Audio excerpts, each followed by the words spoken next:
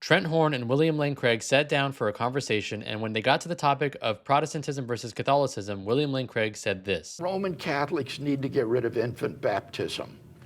William Lane Craig goes on to explain that the reason he thinks this is because there seems to be a quote unquote fatal combination between the idea of baptismal regeneration and infant baptism, which according to him is leading people to believe that since they were baptized as babies, they're good and they don't have to live in accordance with their faith after that baptism. They don't have to keep going to mass. They don't have to go to confession. They don't have to partake of the sacraments. They don't have to stop willfully committing mortal sins. Now, William Lane Craig is right that some Catholics do unfortunately believe this. I've met Catholics who say that because they were baptized as babies, they no longer need to actually practice the faith because they're good. That is not how this works. Because of course, we don't believe that once you are saved, you are always saved. That is a belief that came about from Protestantism. Of course, you can lose your salvation, especially by committing mortal sins. And one example of a mortal sin is missing mass without a good reason. But this does not mean we need to get rid of infant baptism. It instead means that we need to improve catechesis so people don't have this misconception in the first place. Infant baptism is endorsed by scripture. In Acts chapter 2, when Peter tells everybody to be baptized for the forgiveness of sins, he says this promise is for you and for your children. Baptism is also called the new circumcision, and if you remember anything about the old circumcision, that was done on babies. So if baptism is a new circumcision, then we would continue to do that on babies. The book of Acts describes households being baptized. Jesus said, go out and baptize all the nations. He never said all the nations of people who are above the age of reason or something. And the early church always understood this. There was never a debate in the early church about baptizing infants because all of the early Christians understood that of course you baptize infants. It wasn't until after the Protestant Reformation, even after Martin Luther, who also affirmed infant baptism, when this became controversial. Credo baptism or believer's baptism is a new phenomena that came about in the last few hundred years of Christendom, and it does not have roots in scripture or in the early church. I hope this helps.